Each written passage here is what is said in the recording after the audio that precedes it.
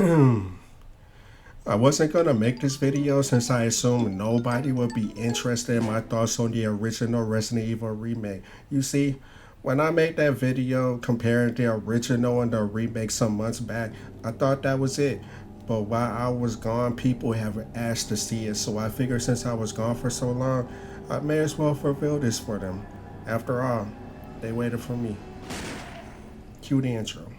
All a nigga want is the money, cars, and clothes. Fashion and I'm passing up outrageous amounts of O's. Got the rifles, you can try it, man. A nigga want the smoke. Blowing hookah on you losers, cause a nigga gotta smoke. You know, starting this video, I was gonna treat it like my Resident Evil 2 remake video where I got all the more negative things to say out at the beginning of the video. But this game is so flawless that I literally have nothing bad to say about it. It is incredible from start to finish. Everything is stellar from the sound design.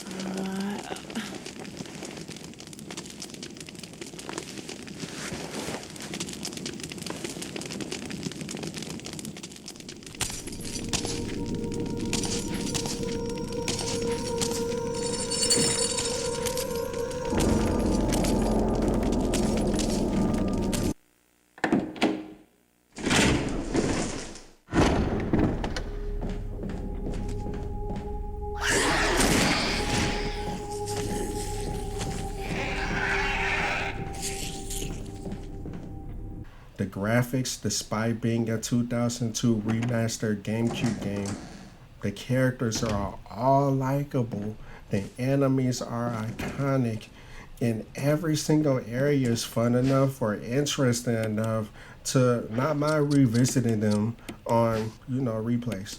The game also flows well since the mansion, guest house, caves, and the lab are all designed well with little stuff here and there you can miss out on. The story is simple. Alpha Team is investigating grisly murders in the Arclay Mountains after the Bravo Team encounters some trouble to say the least.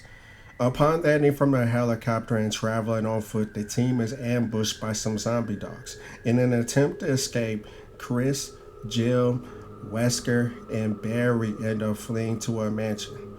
This mansion is home to a lot of monsters that were once people, animals, or even herbivores, unbeknownst to the team.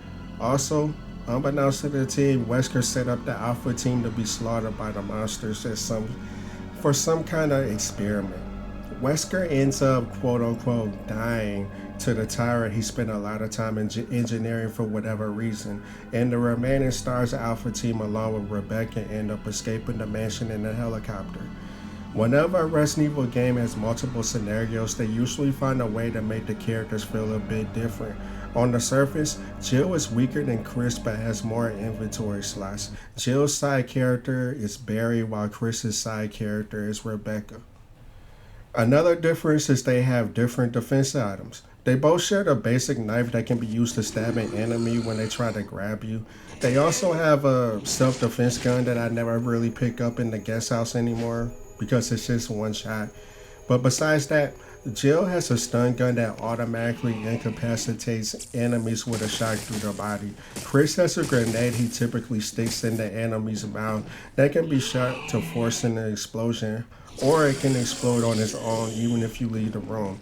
Outside the one-shot gun, the self-defense gun, all of these defensive items take up their own designated spot outside of your main inventory. You can equip and unequip at any point in the game.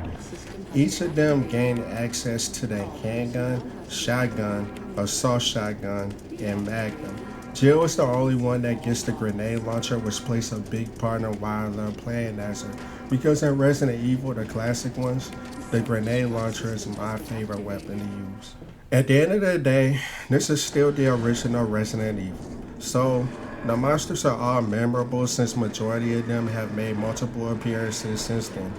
Obviously, you have the zombies that can be shot to death from your various guns, but there's a twist. See, when you kill a zombie that has not been decapitated or had its corpse burned, the timer will start. When the timer expires, the zombie will rise up again from the dead and become a Crimson Head. These zombies have less endurance to damage than the standard zombie, but their movement speed as well as how they attack you inflict far more damage. If you are careful about burning bodies or decapitating them, then you may never encounter them outside of the forced fights. Still, it is unsettling to see it running and swiping at you, so I recommend killing them outright. You add the dogs. I hate the dogs.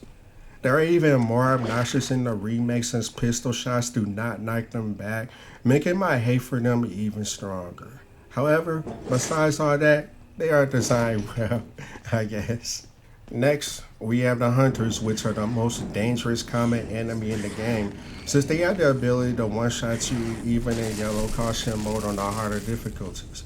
These guys look amazing, and besides the original RE3's Gamma Hunters, these iterations of Hunters are my personal favorite.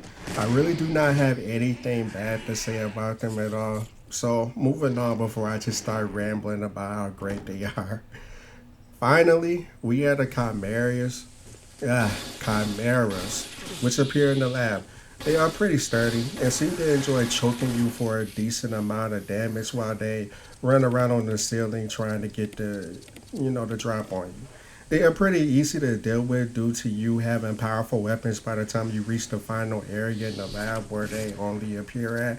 But they are not much different from their original counterparts besides the graphics. I feel like touching on the spiders would be a bit redundant since they are a really easy enemy to kill with only the threat of poisoning you, being a threat. Still, in the remake, they at least look very good, and if you are arachnophobic, you may not be able to finish the game. And another thing too, they only appear in a small section of the game, but they complement the section, like it makes sense that they're there. Just not much to say about them. Besides minor enemies like the poisonous snakes in the courtyard and the giant bees in the guest house, I think that's all the common enemies worth mentioning. The game that started it all set the bar of having decent enemy variety, since even though the combat is limited, you still engage with the enemies a bit differently. At least, I do. The first major boss fight will be the Crimson Head that rises from the grave after you place all the death masks on the wall.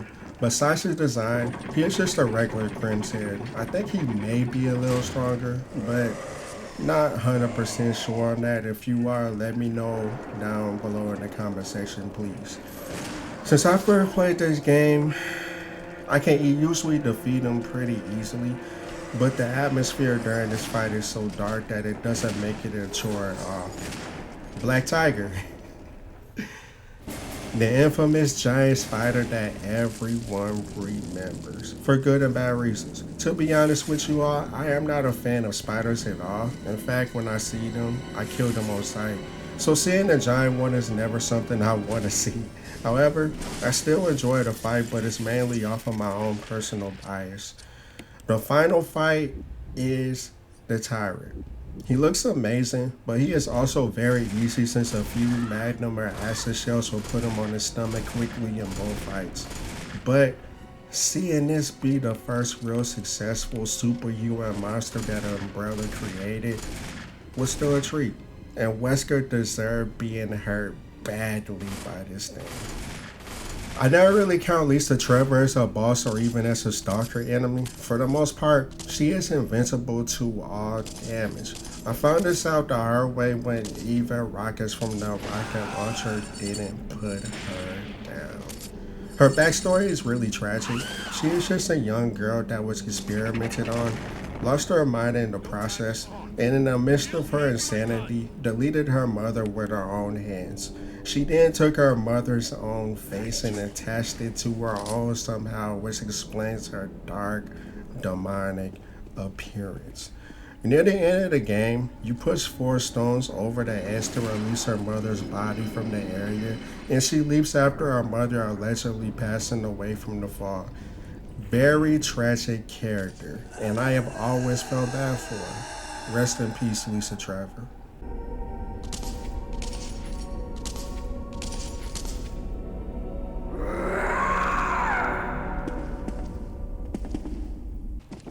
Oh man, I almost forgot about Yon. And yes, I know that that act is blasphemy. Yon is a giant snake that you run into behind the shield key door. If he hits you in this area, then you are poisoned and have to get the serum needed to counter the poisonous blue herbs are ineffective.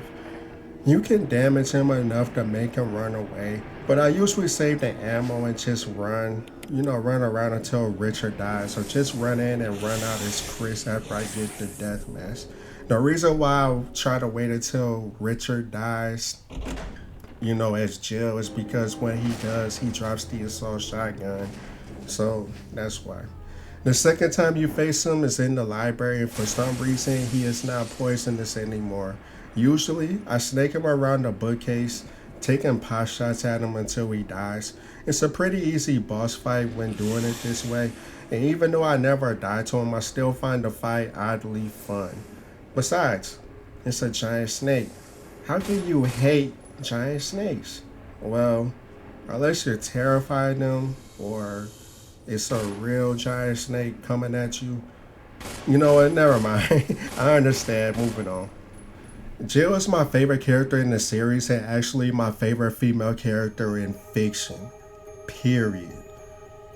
She became my favorite character in Resident Evil 3 Nemesis, but if we're being honest, her and Chris do not have much character in the first Resident Evil game, and that includes the remake. This was probably because of limitations at the time when the original were released, and the remake followed suit because it was based off of the original and not trying to destroy or alter the source material. So, they just fixed up the cringy worthy dialogue. What I'm trying to say is that besides the backstory of each character as well as their different side characters, they are almost palette swaps of one another. Albeit Jill obviously comes off a little bit more feminine than Chris, but still they had be in charge. I do think their alternative costumes have always been great, and I rarely use their original costumes outside of getting footage. Still, Chris and Jill confronting Wesker at the end of the game is still entertaining to me, as well as all their interactions with Barry and Rebecca. So there's that. That's the thing. I'm not trying to say it's bad. I'm not even trying to say it's amazing. But it doesn't drag the experience down at all. They did a great job finding the middle ground. That's why this game is one of the reasons why this game is basically flawless to me.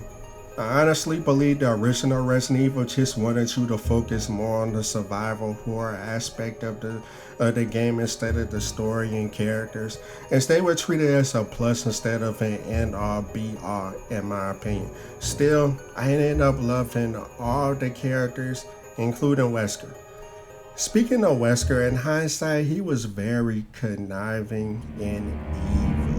At the beginning of the game, you are lured into the mansion by him, and he pretends to be an ally, helping you, with supplies and giving you pointers about where to go, to you, but he's really just setting you up for failure.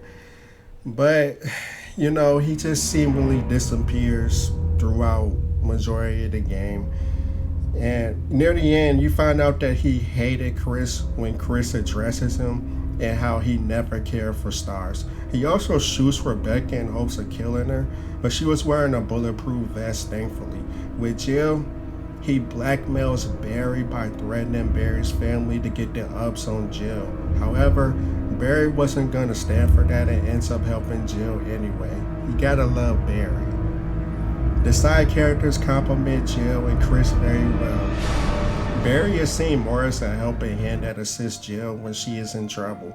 He is also a very loyal family man and friend, and his actions show that throughout the game since he does save Jill a couple times as well as give her ammo. Rebecca is the exact reverse for Chris.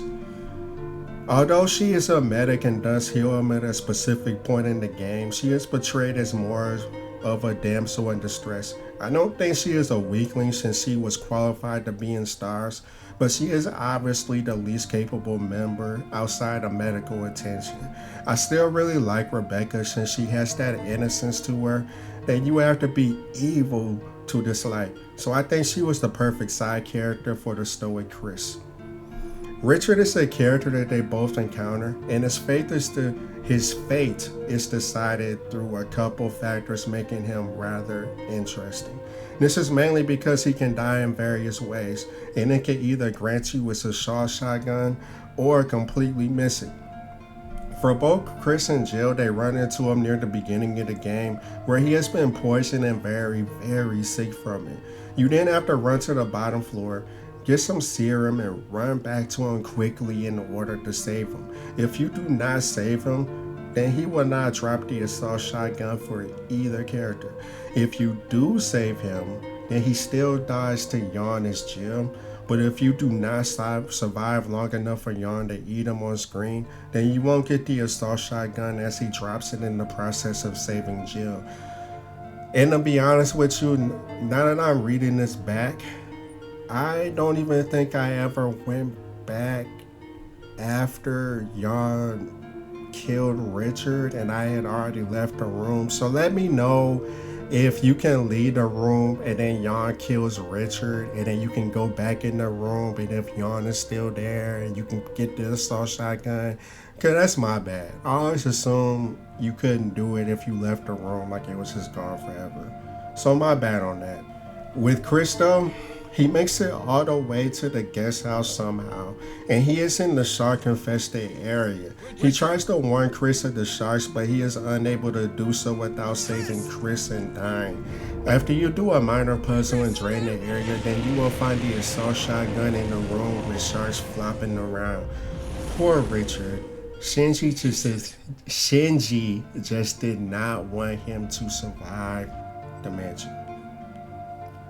The last character is a minor role, but is still important for the advancement of the plot. That person is Enrico. You find him in the caves, wounded and really defensive and apprehensive towards Jill or Chris. When he figures out that they are not enemies and is about to share what he has experienced, someone shoots him and runs off. The bullet finishes him off, and this marks the moment where we realize that there are more than just monsters and zombies killing survivors, but also unknown shooters. So while Enrico had a short role in the remake, he still contributed a lot since Deception was nowhere to be found in the plot until this encounter, and it greatly adds to the tension and atmosphere in my opinion.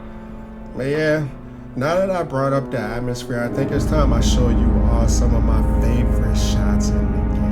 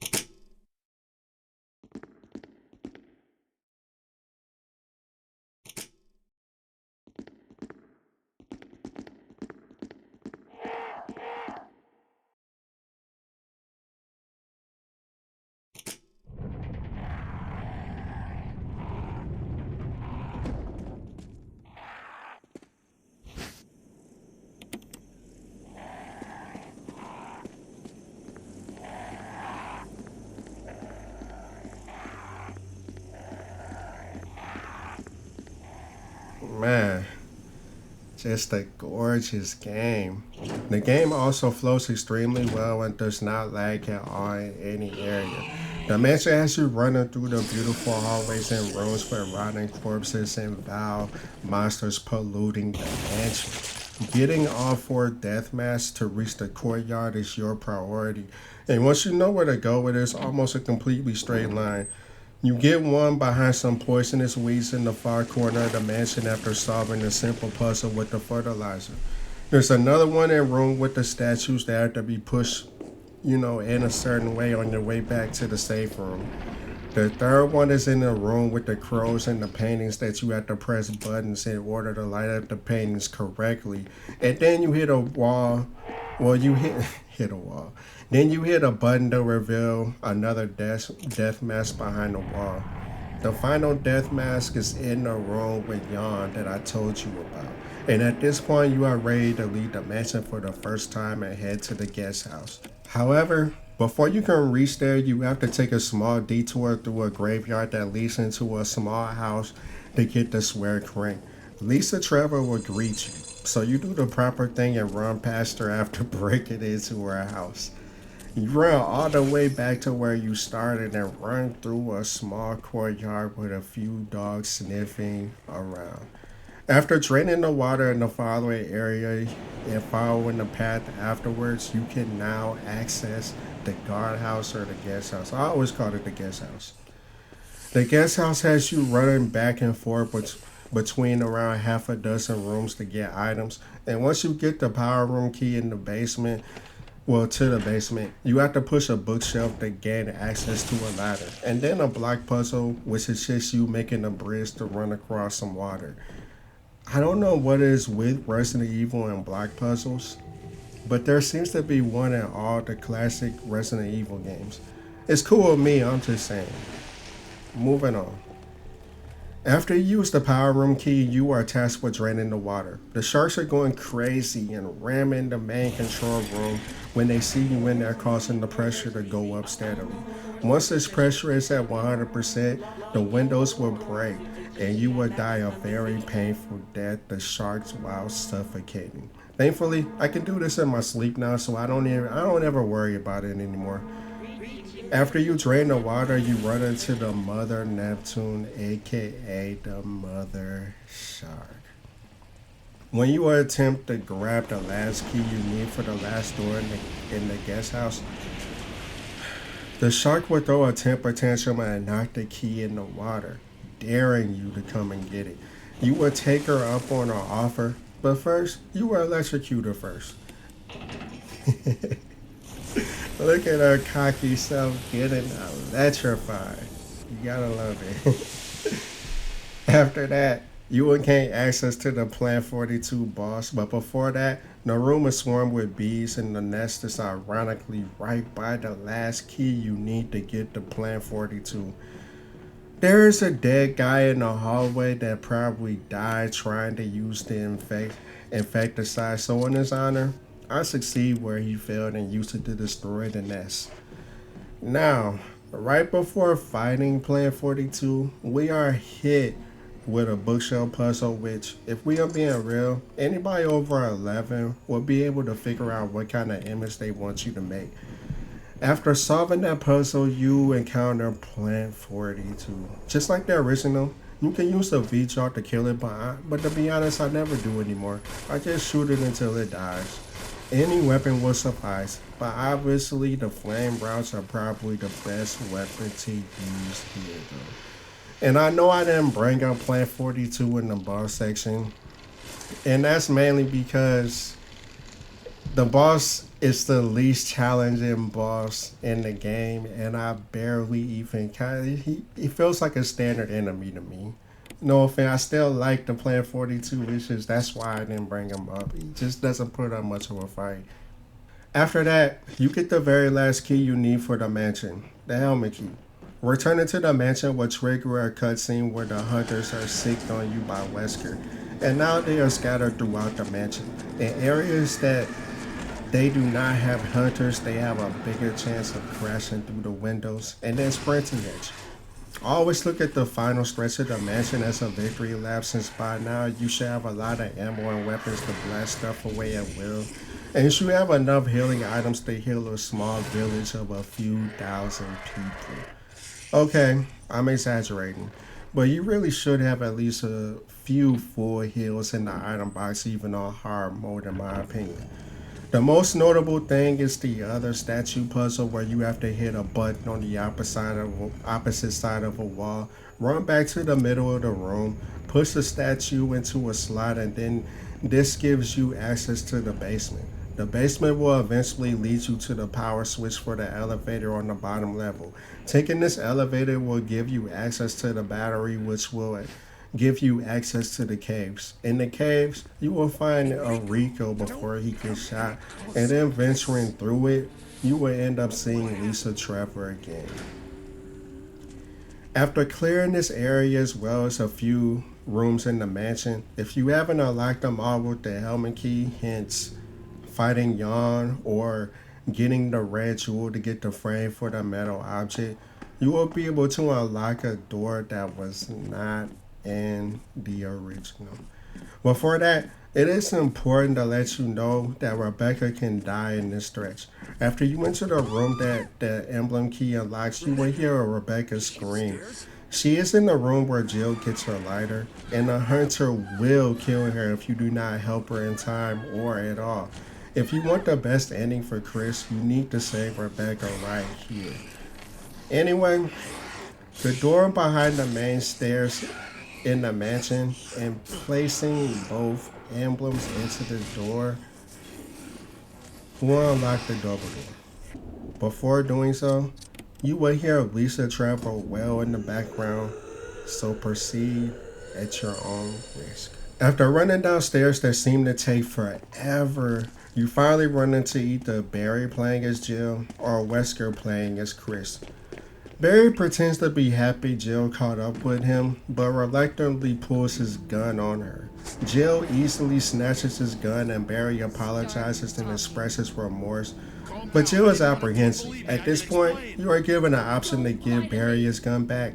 If you do not give him his gun back, then Barry is knocked off instantly into the abyss by Lisa, never to be seen again, leaving you to face Lisa Trevor solo. However, the thing is, even if you do give Barry his gun, Lisa can still knock him off of the ledge and lock you out of the best ending.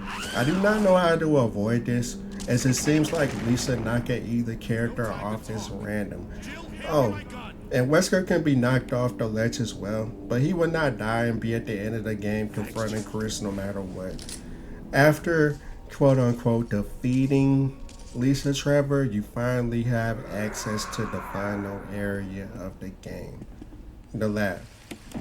And I'll be honest that this lab is probably my favorite final area in a Resident Evil game. It just looks so creepy, but in an eerie way.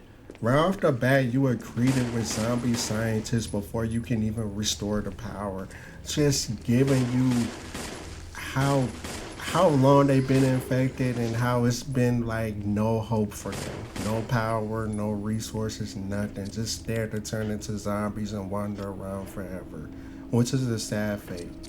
Perhaps my favorite part of this area is the fact that you need to grab an empty capsule and then fill it up with fuel for the elevator at the back of the lab. The second you fill it up, you are told you cannot run or it will explode, killing you in the process. I found out the hard way that shooting your gun or getting attacked by an enemy will also trigger the game over screen.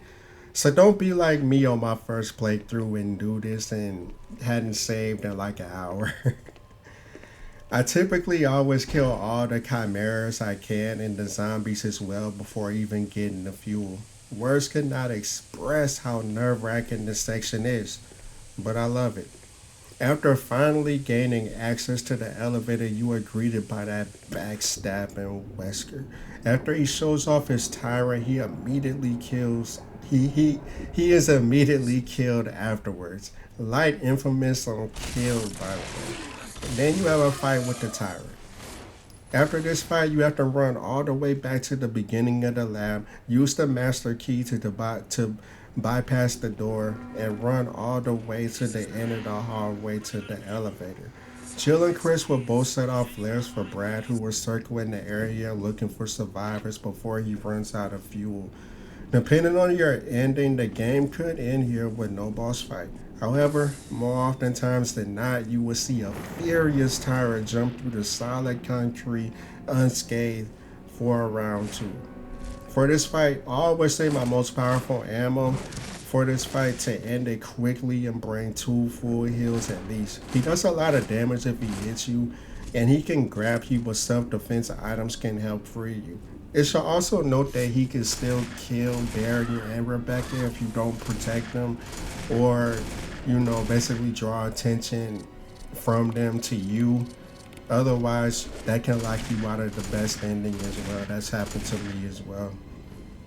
On accident, I didn't even know they could die right there at first. After damaging him enough, Brad will drop a rocket launcher, and sometimes the tower will batter it away.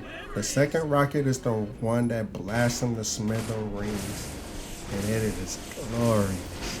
Jill and Chris will fly off in the chopper with their side characters if you save them. I try to save everybody almost every playthrough.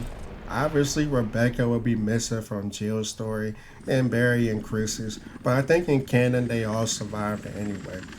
So as you can see, this game flows really well from start to finish. And even though Lisa Trevor, her house as well as certain areas in the caves were not in the original, it still did not drag the game down.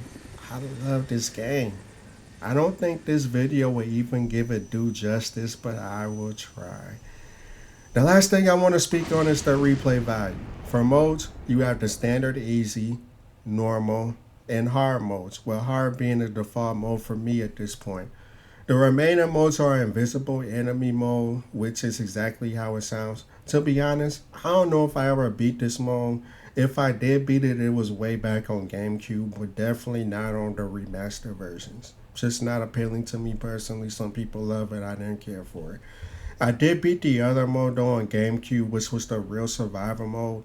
Real Survivor mode is basically hard mode without access to any infinite weapons, and the item boxes are not linked at all. I think I will mess around and just beat Real Survivor on Xbox for the achievements and then get the trophy on PlayStation one of these days, because why not? Speaking of infinite ammo weapons, there are two of them. The Samurai Edge is basically a semi-automatic handgun with infinite ammo. It also seems to have a high critical hit ratio, making it easier to decapitate enemies. You get this weapon when you beat the game within 5 hours with the best ending for either character. This means you must save Chris or Jill and Barry or Rebecca. I don't think using first aid sprays matters, so you can use them. The main reason why I don't know is because in the other games, you're really not allowed to use FA sprays most of the time without lowering your rank, which is how you get, the infinite ammo weapons in the other games. But strangely, Resident Evil Remake doesn't even have a letter grade system. It's odd. The other one is the obvious infinite rocket launcher that one-shots basically everything except Lisa Trevor. You unlock this weapon when you beat the game within 3 hours with any ending. This means you can let everybody die and be the sole survivor, but as long as you beat the game within 3 hours, you will get the weapon.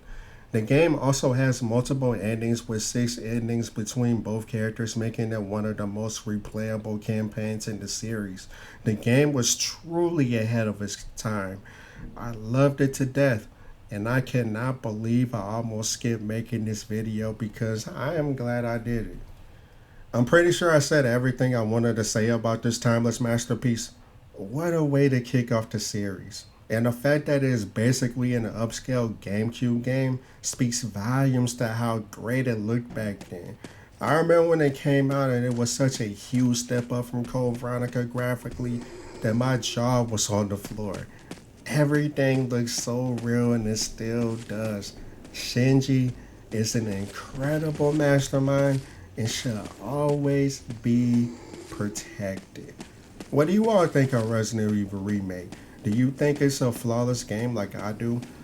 Was it your first Resident Evil game? Did you play it way back when it first came out on GameCube, or did you wait to play a remastered version on a newer console? Where would you personally rank this game? Is it your favorite in the series? Me personally, it's my second favorite game in the series after Resident Evil 3 Nemesis on the PS1. Let me know your thoughts down below, please. YouTube was not pushing my videos in the algorithm, and to be honest, I thought it was because I was making bad content. But I've been seeing a lot of people complain about the same thing, so I'm a little relieved. Is that bad? But yeah, that's why I wasn't uploading. That and trying to optimize my setup to make sure a lot of noise does not get into my recordings in my new place, since I have noisy neighbors now. I'm rambling at this point. I know. But thanks for watching the video for real. I appreciate every view, every like, every comment, and every subscription. When people share my videos, it blows me away for real. I appreciate y'all, man. Much love, everybody. Stay out there because people are crazy. I see road rage almost every time I drive over the simplest things. I'm out though. Face signing out.